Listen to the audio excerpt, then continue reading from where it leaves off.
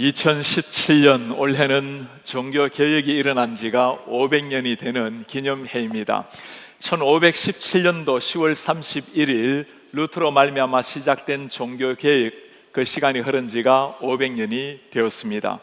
종교개혁가들이 주장했던 5가지 모토가 있습니다. 오직 성경, 오직 은혜, 오직 믿음, 오직 예수 그리스도, 오직 하나님의 영광.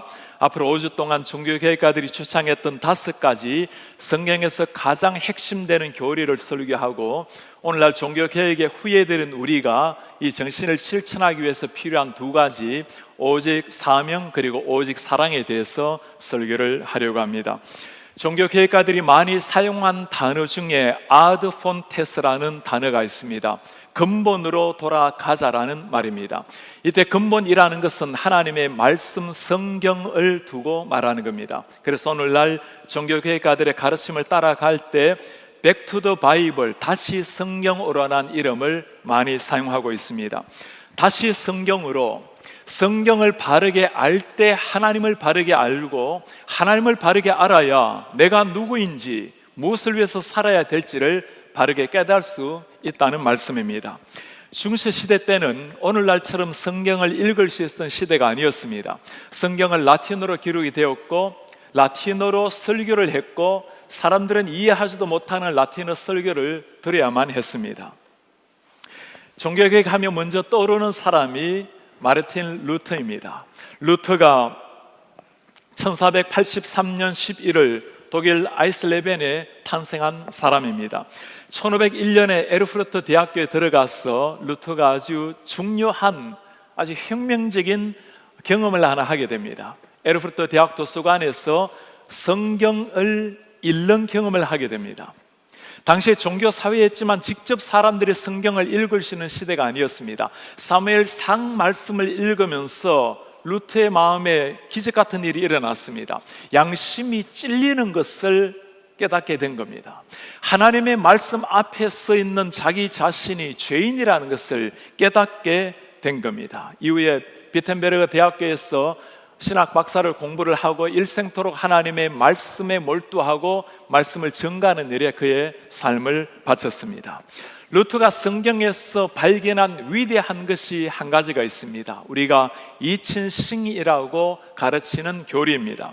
하나님 앞에서 우리가 의롭다고 인정을 받는 것은 고해성사를 하거나 착한 행위를 통해서 하나님과의 관계가 회복되는 것이 아니라는 겁니다. 하나님을 믿는 진실한 믿음, 하나님이 주시는 것 선물에 믿음을 가지는 것이 우리가 의롭게 된다라는 것을 깨달은 겁니다. 오늘날 우리가 성경을 읽고 공부할 때는 이것이 당연한 이야기지만 당시 때는 혁명과도 같은 가르침이었습니다. 당시 가톨릭의 사람들의 정신은 이러했습니다. 우리가 고해성사를 하든지, 아니면 선한 행위를 많이 쌓든지, 아니면 면죄부를 사면서 많은 돈을 기부하든지, 심지어 죽은 조상들을 위해서도 면죄부를 살 때 떨어지는 동전의 소리만큼 죽은 조상들이 천국으로 올라간다라고, 위로 올라간다라고 가르쳤던 시대였습니다. 루터는 성경을 읽으면서 이것이 잘못된 가르침이라는 것을 깨닫게 되었습니다. 1517년 10월 31일에 잘못된 가톨릭의 교리를 대항하면서 95개 반박문을 비텐베르그 교회 예배당 앞에 붙였습니다. 그것이 종교개혁의 도화선이 된 겁니다. 당연히 루터는 생명의 위협을 받고 도망자의 신세가 되었습니다. 그가 도망자의 신세로 먼저 했던 일이 성경을 번역한 일이었습니다. 모든 사람들이 하나님의 말씀을 직접 읽을 수 있도록 독일말로 성경을 번역하는 일이었습니다. 루터는 바르트브루크라는 성에 숨어 살면서 수염을 기르면서 융크베르크라는 이름으로 숨어 살게 되었습니다. 목숨을 걸고 성경 번역을 하기 시작했고 1년도 되지 않아서 성경 번역을 다 끝을 내게 되었습니다. 1522년에 9월에 성경을 출판을 했는데 번역가 자신을 루터라는 이름을 밝히지 못하고 일반적으로 9월 성경이라고 알려지게 되었습니다. 당시의 성경값은 1.5 길드였습니다. 당시에 하녀들의 1년의 월급에 해당되는 엄청난 비용이 성경 한 권의 값이었습니다. 그러나 그 엄청난 값에도 불구하고 불티나게 성경이 팔려나가기 시작합니다. 그만큼 하나님의 말씀에 대한 갈급함이 사람들 가운데 있다라는 말씀입니다. 1년치의 월급을 주고 산 성경이니 얼마나 사람들이 성경을 소중히 여기면서 읽었겠습니까? 종교개혁은 이런 면에서 성경개혁이라고 말할 수 있습니다. 자국어로 자신의 언어로 성경을 읽었고 자신의 언어로 성경을 들었기 때문에 그 말씀 앞에서 한 사람이 변화되고 민족과 세계가 바뀐 것이 종교개혁이었습니다. 성경이 어떤 말씀이기에, 성경을 들으면 우리에게 어떤 역사가 일어나기에 이토록 성경을 번역하기 위해서 생명을 바쳤고 성경을 출판하고 성경을 증거하는 일에 우리 믿음의 선배들이 그들의 삶을 던졌을까요?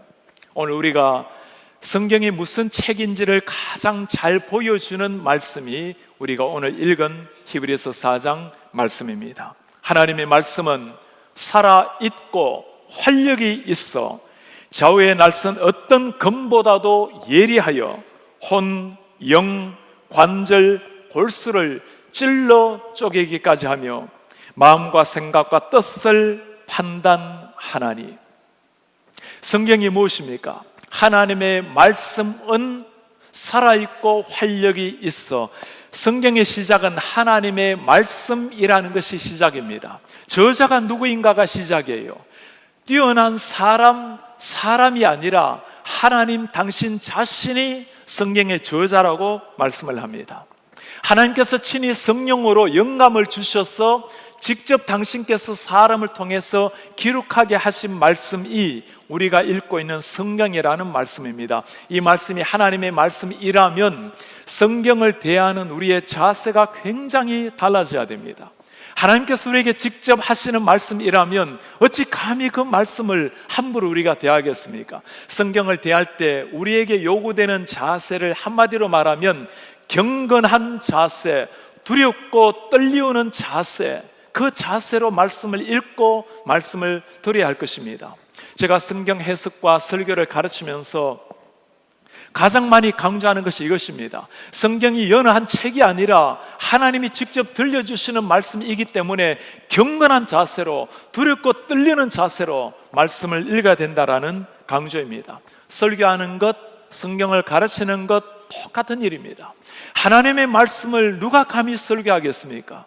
아무런 자격이 없는 자들이기에 하나님의 말씀 앞에 두렵고 떨리는 마음으로 하나님의 말씀을 대언하는 겁니다. 사람의 뛰어난 지식, 학문이 아니고 하나님의 말씀을 그대로 증거하도록 부름을 받았기 때문에 자신의 생각, 자신의 철학이 아니고 자신의 깨달음 관점이 아니고 하나님의 말씀을 그대로 증거하는 대언자가 설교자의, 성경 해석자의 역할인 겁니다. 성경을 우리의 필요에 따라서 사용해서는 안 된다는 겁니다. 성경 말씀 앞에서 우리의 생각, 우리의 가치관을 성경에 맞도록 바꾸는 것이, 그것이 신앙이라는 것입니다. 오늘 말씀에는 이 성경이 무엇인가에 대해서 세 가지로 설명을 해놓았습니다. 성경이 어떤 성경인가? 세 가지 특징이 나타납니다. 첫째 특징, 성경은 생명을 살리는 하나님의 말씀입니다. 성경이 뭐라는 거죠? 생명을 살려내는 하나님의 말씀. 오늘 말씀이 이렇게 시작이 됩니다. 하나님의 말씀은 살아있고 활력이 있어. 하나님의 말씀이 살아있는 말씀, 하나님이 살아계시듯이 말씀이 살아있다는 겁니다. 활력이 있어. 이때 활력이라는 헬라어는 에르게네스라는 단어를 사용합니다. 우리가 에너지라고 하는 말이 여기서 나온 거예요. 활력이 있어. 이 에너게스라는 본래 의미는 생기, 활동, 힘, 생명이라는 의미입니다.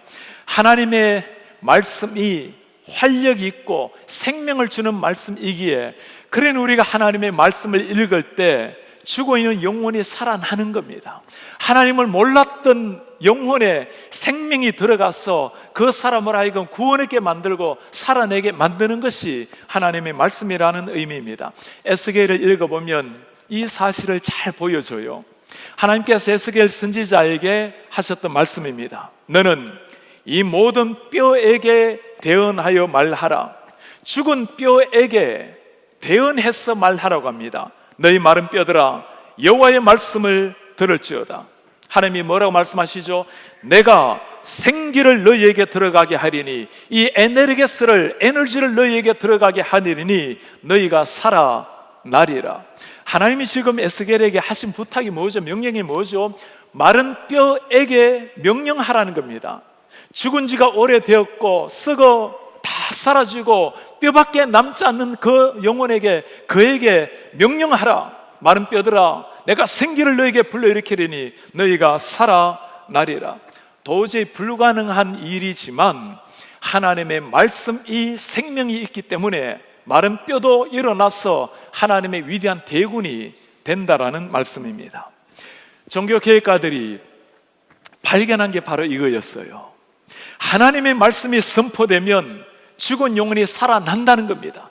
마른 뼈들도 살아나는 것이고 죽은 지 나흘이 된 나사로도 일어난다라는 것을 깨달은 것이 종교개혁가들의 시작이었습니다. 제가 대학교 1학년 때 예수님을 만나게 되었습니다. 주님을 만나게 되었을 때 신비한 기적이 일어나거나 환상을 보거나 그것이 아니었습니다.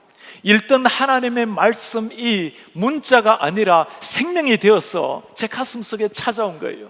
그전에도 하나님의 말씀을 읽었지만 문자로 불과했던 말씀, 때로는 좋은 말씀을 밑줄을 그으면서 제 인격 수양을 삼으려고 했던 그 말씀이 이제는 생명의 말씀, 살아계신 하나님의 호흡으로 다가오게 된 겁니다. 2000년 전에 예수님이, 과거 역사 예수님이 아니라 바로 나를 위해서 십자가 지신 그 주님이라는 것을 성경 말씀을 통해서 진실하게 깨닫게 된 겁니다. 생명을 주시는 하나님의 말씀. 오늘날 현대신학에 가장 중요한 문제가 있다면 바로 이 성경에 대한 자세예요. 성경을 살아계신 하나님의 말씀으로, 진리의 영감의 무한 말씀으로 더 이상 믿지 아니하는 이런 신학. 많은 사람들이 성경을 믿는다고 고백을 하죠. 교회를 다니는 사람들 치고 성경 안 믿는다라고 말할 사람이 어디에 있겠습니까? 성경을 믿는다라고 고백을 하지만 그 말에는 다양한 의미가 있어요. 어느 정도 부분적으로 성경을 믿는 사람들, 부분적으로 믿는다라는 것은 부분적으로는 안 믿는 것도 많이 있다는 말입니다. 일반적으로 자유주의 신학자들은 성경에서 기적 같은 스토리들은 다 빼버립니다. 사람에게 납득이 되지 않는, 이성적으로 맞지 않는 말씀을 다 빼내는 거예요. 여호수아가 전쟁할 때 하늘에 태양이 멈춘 것 믿지 않습니다. 나귀와 뱀이 사람에게 말을 하는 것 다 성경에서 빼내버립니다. 오병이어로 5,000명을 먹였거나 나사로를 살려낸 사건들을 기적이라고 제외시켜버립니다.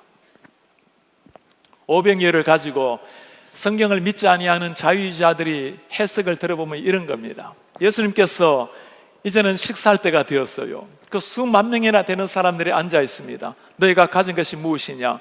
모두가 조용히 있을 때 어린아이가 빵 5개, 물고기 2마리 가지고 옵니다.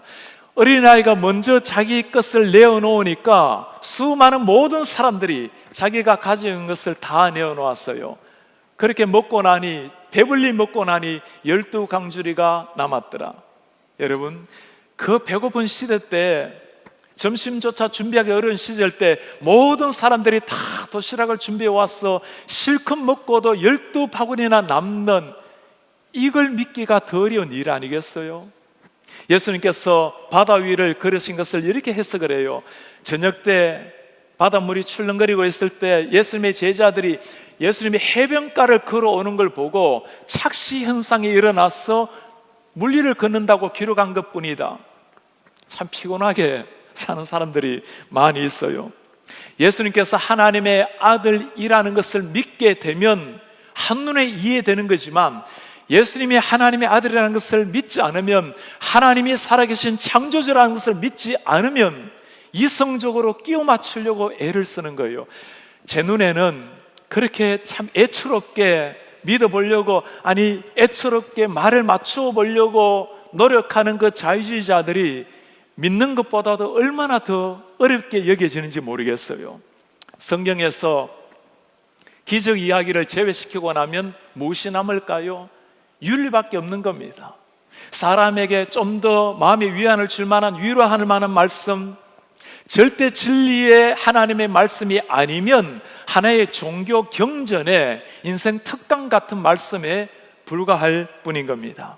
구원의 말씀이 아니라면 오늘날 이 말씀을 위해서 생명을 던지는 헌신도 아무런 의미가 없게 되겠죠.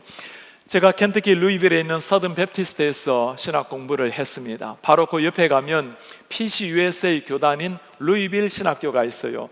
제가 특강을 한번 하게 되었습니다. 마치고 난 다음에 한 분이 손을 들고 질문을 해요. 자신이 여성 장로라고 밝히고 질문을 해요. 목사님, 성경을 하나님의 진리의 말씀으로 그대로 믿는다면 거기에 앞뒤 맞지 않는 말씀도 많이 있는데 그걸 그대로 믿고도 박사 공부를 할 수 있습니까? 그렇게 답답한 신학을 가지고 창의적인 논문이 나올 수가 있을까요? 이 질문이었어요. 자, 그렇게 대답을 했습니다. 장로님, 저는 하나님의 말씀을 진리의 말씀으로 믿지 않고도 신학을 할 수 있다는 게 신기합니다. 하나님의 말씀을 믿지도 않으면서 설교할 수 있는 것이 정말 저는 기적이라고 봅니다. 하나님의 말씀을 믿지 않는다면 거기에 무슨 생명을 바치는 헌신과 목숨을 던지는 설교가 나올 수가 있겠어요? 설교에서 말씀을 연구하면서 은혜를 끼치는 것도 감동을 받는 것도 중요하지만 하나님의 말씀에 근거하지 않는 은혜, 말씀 진리에 근거하지 않는 감동이라면 우리의 인간의 유희를 추구하는 것 뿐일 겁니다. 오늘날 종교 개혁을 이어받는 이 시대에 하나님의 교회, 그리고 우리 하나님의 성도들 해야 될 일이 뭘까요? 이 진리의 말씀을 바르게 믿고 바르게 알고 바르게 선포하는 일입니다. 사람을 살려내는 것이 하나님의 말씀이에요. 우리 인간의 유희, 잠시잠깐의 감정을 부추기는 것이 아니라 죽어있는 영혼을 살려내는 하나님의 말씀, 이 말씀이 없으면 태어난 사람 중에 모두가 육신으로 살다가 지옥으로 떨어질 뿐인 겁니다. 이 사실을 정말 안다면 우리 가운데 아직까지 이 말씀을, 교회를 다니지만 이 말씀 앞에 정말 하나님을 아직 만나지 못한 분이 계십니까? 오늘 하나님께서 우리를 초청하세요. 여호와의 말씀은 살아있고 활력이 있어. 하나님의 말씀 앞에 여러분 기도하시기를 바랍니다. 주님, 내 영을 열어서, 내 눈을 열어서 주님의 말씀을 깨닫고 만나게 도와주십시오. 우리가 주님을 만나야 될 뿐만 아니라 아직까지 말씀 없이 죽어가는 수많은 영혼들이 있습니다. 생명의 말씀 전가하는 것이 이 시대 종교개혁 500주년을 살아가는 우리에게 주어진 사명이 될 것입니다. 두 번째, 성경이 가지고 있는 특징입니다. 성경은 우리를 변화시키는 하나님의 말씀입니다. 성경은 우리를 살려내게 하는 말씀뿐만 아니라 변화시키는 하나님의 말씀. 주님이 뭐라고 말씀하시죠? 성경은 좌우에 날선 어떤 검보다도 예리하여 우리의 혼, 영, 관절, 골수를 찔러 쪼개기까지 하며, 아무리 위대한 칼이라 하더라도 사람의 몸을 벨 수는 있지만 영혼을 벨 수는 없는 겁니다. 하나님의 말씀, 우리의 영혼, 우리의 골수, 관절을 찔러 쪼개기까지 하며, 성경을 읽어보면 이런 역사가 성경의 역사예요. 이런 베드로가 설교했을 때 일어난 역사를 기억을 하십니까? 그들이 이 말을 듣고 마음에 찔려 베드로와 다른 사도들에게 묻습니다. 형제들아, 우리가 어찌할꼬? 우리가 어떻게 해야 된단 말인가? 베드로가 누구죠? 특별한 경험이 없는 사람입니다. 그 베드로의 설교에 그 수많은 사람들이 마음이 찔렸어요. 베드로의 뛰어난 화술 언변이 아니었죠. 아무것도 아닌 베드로였지만 하나님의 말씀이 선포되었을 때 생명이 살아나는 역사, 변화의 역사가 일어난 겁니다. 우리가 하나님의 말씀을 대할 때마다 말씀을 지성적인, 의식적인 이성으로 판단할 것이 아니라 말씀 앞에 변화되는 것, 큐티를 할 때나 순모임을 가질 때나 설교를 들을 때나 여러분 어떤 자세로 들어야 될까요? 말씀을 듣고 나면 생명이 살아나야 되고, 대부분의 우리가 예수님을 믿고 있다면 변화가 일어나야 되는 겁니다. 말씀을 깨닫고 그 말씀대로 살려고 변화되려고 발부둥을 치는 것, 그것이 말씀을 향한 우리의 자세인 겁니다. 우리가 기억을 해야 될 게 있어요. 말씀을 읽을 때마다 들을 때마다 말씀을 너무 분석하고 쪼개고, 여러분 그런 것이 아니에요. 우리가 말씀을 분석하는 것이 아닌 겁니다. 말씀이 우리를 분석을 하도록 우리 자신을 드려야 돼요. 우리가 말씀을 쪼개는 것이 아니에요. 하나님의 말씀이 내가 누구인지를 깨닫게 만들고 말씀 앞에 우리가 쪼개어져야 되는 겁니다. 목회자들을 위해서 기도할 때 우리 목사님 말씀 잘 쪼개어서 설교 잘하게 해달라고, 이런 그 기도가 아니에요. 하나님, 우리 목사님 말씀 앞에 쪼개어지게 하시고 자신의 흔적도 없이 사라지게 하시고 하나님의 말씀만 선포되게 주십시오. 그것이 말씀을 대하는 우리의 자세입니다. 종교 개혁을 이야기할 때 성경 다음으로 가장 중요한 책 한 권이 있습니다. 요한 칼빈이 쓴 기독교 강요라는 책입니다. 이 기독교 강요에 보면 하나님과 우리를 잘 설명하고 있어요. 제1 처음에 시작할 때 하나님을 아는 지식, 두 번째가 인간을 아는 지식입니다. 하나님을 알 때 인간을 알 수 있다는 거예요. 인간을 알게 되면 우리가 죄인이라는 걸 깨닫게 되겠죠. 그래서 세 번째 나오는 것이 율법 앞에 선 인간의 모습입니다. 우리가 누굽니까? 율법 앞에서는 심판받아야 될 죄인인 거예요. 그리고 네 번째 넘어가면 예수 그리스도 안에서 발견되는 하나님의 은혜예요. 죄인된 우리가 주님을 만남으로 말미암아 구원을 얻는다라는 말씀입니다. 무슨 말씀이죠? 하나님을 알아야 내가 누구인지 발견한다는 거예요. 그때 내가 죄인임을 깨닫고 진정한 구원자인 하나님 앞에 무릎을 꿇을 수가 있다라는 말씀입니다. 하나님의 말씀 앞에 사람이 태어나고 진정한 변화가 일어난다라는 말씀입니다. 요한 칼빈은 이 사실을 알았기에 그가 평생 했던 일이 성경 말씀을 가르치고 설교하는 일이었습니다. 우리는 요한 칼빈을 이야기하면서 그는 위대한 혁명가라고 종교개혁가라고 뛰어난 저술가라고 이야기하지만 요한 칼빈 스스로는 자기 자신을 그렇게 보지 않습니다. 그는 한 사람의 평범한 목회자예요. 그리고 설교자였습니다. 그가 이 땅을 떠나면서 남긴 유언에 나 제네바의 목사 조한 칼빈은 한 사람의 목사로 살다가 이 땅을 떠난 사람입니다. 요한 칼빈이 1년에 268번 설교했습니다. 186번 성경을 강해를 했어요. 말씀을 강해하고 설교하는 게 진정한 종교 개혁이라는 것을 깨달았기 때문입니다. 강해할 때는 대상이 목회자들입니다. 당연히 라틴어로 강해를 했겠죠. 설교할 때는 일반 평민들입니다. 평민들이 알아들 수 있는 프렌치로, 프랑스 말로 설교를 한 겁니다. 말씀이 선포될 때, 말씀이 가슴에 새겨질 때 진짜 변화가 일어난다는 것을 믿었기 때문입니다.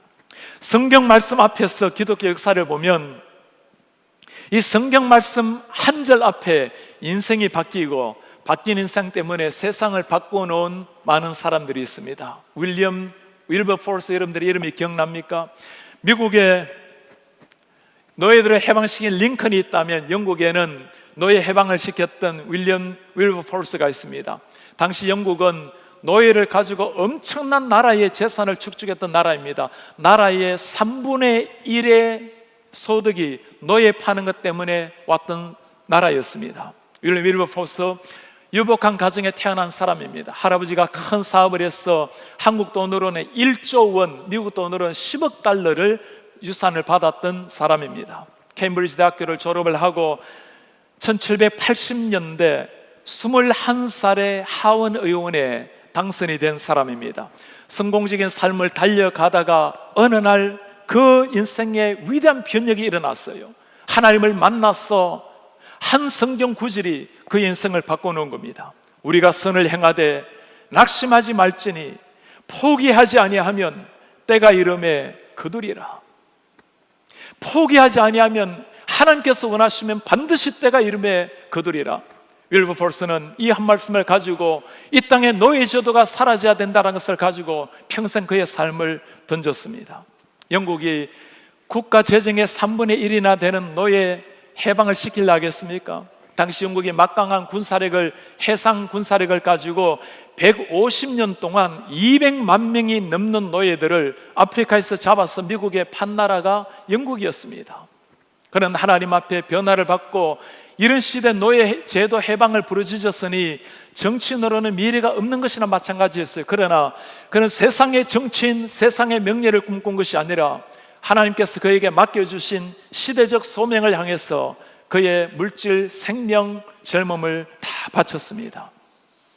1789년도 5월에 노예 제도 해방 법안을 입안한 그 이후로 50년 가까이 투쟁 끝에 그가 죽기 2주 전인 그가 노예 해방을 선포한 1년이 지난 후에, 그리고 이 땅을 떠나기 전에 2주를 남겨두고 하나님의 품에 안기게 되었습니다. 엄청난 그 재산들 모두 이웃을 향해서 가난한 자들을 위해서 다 썼고 하나님의 복음을 위해서 다 사용하고, 그가 이 땅을 떠났을 때는 누울 자리 없어서 아들 집에 귀가했던 사람이 윌버포스였습니다. 하나님께서 그에게 말씀을 주셨을 때 하나님의 말씀을 위해서 자신이 변화되고 민족을 바꾼 사람, 윌버포스였습니다. 여러분 기억하시길 바랍니다. 하나님의 말씀을 통해서 우리가 생명을 얻을 뿐만 아니라 그 말씀 앞에 우리의 삶 전체가 바뀌게 하는 말씀, 정말 이 말씀을 우리도 변화시키는 말씀이라면 우리뿐만 아니라 죽어가는 저 수많은 영혼들 변화시켜야 될 것이 이 하나님의 말씀입니다. 우리 사랑하는 자녀들을 교회를 그냥 다니게 할 것이 아니라 이 말씀 앞에 바뀌는 제자로 만들어내야 돼요. 말씀 앞에 변화되고 말씀을 따라서 그의 인생을 던지고 말씀 앞에서 한절이 그의 인생을 바꾸었다면 그 말씀을 가지고 세상과 민족을 바꾸면서 나아가는 이런 시대 젊은이들, 우리 다음 세대들을 키워내야 하는 겁니다. 성경이 가지고 있는 세 번째 특징이 있어요. 성경은 우리를 판단하는 하나님의 말씀입니다. 우리가 누구인지를 깨닫게 만드는 것이 하나님의 말씀이에요. 열 길 물속을 날아도 한 길 사람 마음을 모른다고 하죠. 그러나 하나님은 우리의 마음과 생각을 판단하게 하시고 깨닫게 하시는 것이 하나님의 말씀입니다. 만물이 하나님 앞에 드러나리라. 하나님의 말씀 앞에는 내가 누구인지가 드러나게 되는 겁니다. 저는 예수님을 만나기 전에, 만나고 난 다음에도 제 스스로가 하나님 앞에서 비교적 착하게 의롭게 사는 사람이라고 늘 생각을 해왔습니다. 시골에 자라나면서 뭐 그리 큰 죄를 많이 짓고 살겠습니까? 책을 살 때마다 타인을 위한 인생이라고 꼭 한마디 적어놓고 내 인생을 어찌하든지 사람을 위해서 살리라고 그렇게 살아왔던 어린 시절이었습니다. 대학교 1학년 때 하나님을 만나고 나니 모든 게 달라졌어요. 어느 날 가을에 지천으로 깔려있는 그 노란 은행잎 위에 서서 하나님께서 나 같은 죄인을 이렇게 사랑하셨는데 그 하나님의 그 압도적인 사랑을 가만히 묵상하다가 나 같은 죄인이 하나님이 창조하신 이 아름다운 창조물, 그 은행잎을 밟고 있다라는 게 너무너무 죄악되어서 죄스러워서 지천에 깔려있는 그 은행잎 어디를 발을 디뎌도 다 은행잎을 밟게 되어 있는데 나 같은 죄인이 어찌 감히 하나님의 이 아름다운 창조물을 밟고 서 있는가. 꼼짝도 못하다가 1시간이 지났어야 도저히 발이 저려서 그리고 의자에 앉게 되었어요. 착하게 살았고 어렵다고 생각했던 인생, 여러분 그게 아니었어요. 하나님을 모르고 살아온 인생, 하나님을 영화롭게 하려고 하지 않았던 인생, 하나님의 영광을 위해서 달려가지 못했던 그 모든 것들이 하나님 앞에 그렇게 죄악되었다는 것을 그때 발견을 한 겁니다. 자기 자신을 진짜 볼 수 있는 것은 세상적인 눈, 상대와의 비교, 그게 있는 것이 아니에요. 하나님의 말씀 앞에 자기 자신을 들여다 보아야 진짜 자기 자신이 거기서 보이는 겁니다. 성경이 뭐라고 말씀하십니까? 어떤 길은 사람이 보기에는 바르지만 필경은 사망의 길이라. 우리 나름대로 다 올바른 길을 살려고 애를 쓰고 있어요. 나름대로 바람직한 길이라고 생각합니다. 그러나 하나님이 보시기에는 사망의 길이니라. 신앙이라는 것이 무엇이죠? 자기 자신을, 세상을 바라본 눈을 자기 자신의 시각에서 하나님의 눈으로, 성경의 눈으로 바꾸는 것, 그것이 신앙입니다. 오늘 하나님의 말씀 성경에 대해서 우리가 들었습니다. 하나님의 진리 말씀 성경, 죽은 영혼을 살려내는 말씀, 인간을 변화시키는 말씀, 내가 누구인지 깨닫게 만드는 말씀, 이것이 하나님의 말씀이에요. 종교개혁가들이 이 말씀을 가지고 생명을 던진 겁니다. 오늘날 우리가 다 이 성경을 하나님의 말씀으로 믿고 있지만 우리의 가장 심각한 문제는 더 이상 이 말씀을 잘 읽지를 않는다는 거예요. 이 세상에 가장 많은 책이 뭘까요? 성경입니다. 가장 읽혀지지 않고 책꽂이에 꽂혀 있는 건 역시 성경입니다. 하나님의 말씀은 먹어야 하나님이 누구인지 알게 되고, 그 말씀을 읽고 깨달아야 하나님이 원하시는 것이 무엇인지를 알게 되는 겁니다. J.I. 패커 목사님이 한 말씀이 있어요. 내가 마귀라면 가장 먼저 사람들에게 성경을 읽지 못하게 만들겠다. 성경을 읽지 못하고 신뢰성에 의심을 하게 하고 마침내 성경을 덮게 만들어 버리겠다. 우리 사랑하는 성도 여러분, 우리 교회는 장로교회를 개혁교회라고 부릅니다. 우리 개혁가들의 정신을 이어받은 개혁교회입니다. 개혁교회의 가장 시작은 하나님의 말씀입니다. 사랑하는 여러분, 오늘 이 말씀을 위해서, 말씀을 번역하기 위해서, 증거하기 위해서 우리 선조들은 피를 흘렸습니다. 이 하나님의 말씀을 믿을 뿐만 아니라 말씀을 사모하고 매일 말씀과 함께 동행하며 나아가는 이런 우리 성도님들 되시기를 바랍니다. 이제 우리가 가을이 되고 이 순모임을 다시 시작하게 되면 블레싱 365를 가지고 우리 순모임에 사용을 하게 될 것입니다. 매일 말씀과 함께 묵상하시고 그 말씀을 잘 나누면서 서로 간에 이 말씀을 어떻게 살았는지, 말씀과 더불어 어떻게 우리가 매일매일 보냈는지 함께 나누면서 거룩한 하나님의 백성, 성숙한 백성들로 나아가기를 기대합니다. 오늘 우리는 종교개혁 500주년을 맞이하면서 개혁가들이 가장 중요했던 5가지 교리 가운데 첫 번째 모토, 오직 성경, 솔라 스크립타를 들었습니다. 우리의 신앙이 어디에 기초해야 하는지, 하나님의 교회가 어디에 기초해야 되는지를 함께 들었습니다. 하나님을 믿는 것은 우리의 감정과 이성이 아니에요. 감정을 가지고 성경을 읽는 것이 아닙니다. 말씀은 감정으로 읽는 것이 아니라 하나님의 말씀을 듣고 난 다음에 그 다음에 감정이 일어나는 겁니다. 이성을 가지고 말씀을 분석하고 말씀을 판단하는 잣대가 되어서는 안 돼요. 이성은 성령의 통치를 받아서 이성으로 말미암아 하나님을 더 잘 깨닫도록 도움을 받아야지, 이성을 가지고 말씀을 판단하는 잣대로 삼아서는 안 된다는 겁니다. 우리 교회가 해야 될 사명이 무엇일까요? 우리 성도님들 해야 될 책임이 무엇일까요? 이 하나님의 말씀 깊이 묵상하고 살아가고 그 말씀 앞에 반응해 나가는 겁니다. 우리 교회뿐만 아니라 이 시대가 점점 하나님의 말씀에서 벗어나는 시대가 되었어요.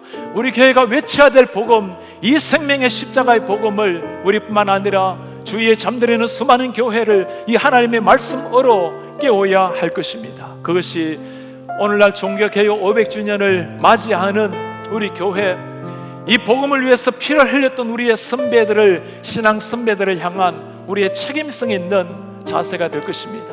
그렇게 살아가는 것이 십자가 위에서 우리를 위해서 피 흘려주신 우리 예수님을 향한 우리의 온전한 반응이 될 것입니다. 그리고 그렇게 살아가는 것이 오늘날 이 시대에 우리 하나님께서 우리 한 사람 한 사람과 우리 교회에 주신 시대적인 소명이 될 것입니다. 생명을 살려내는 말씀, 변화시키는 말씀, 나를 발견하게 만드시는 하나님의 말씀, 그 말씀 심장에 새기고 그 말씀으로 우리 자녀들을 세워내고 우리를 담을 넘어서 이웃과 열방을 변화시켜 나가는 이런 하나님의 사람들 되시기를 주님의 이름으로 축복합니다.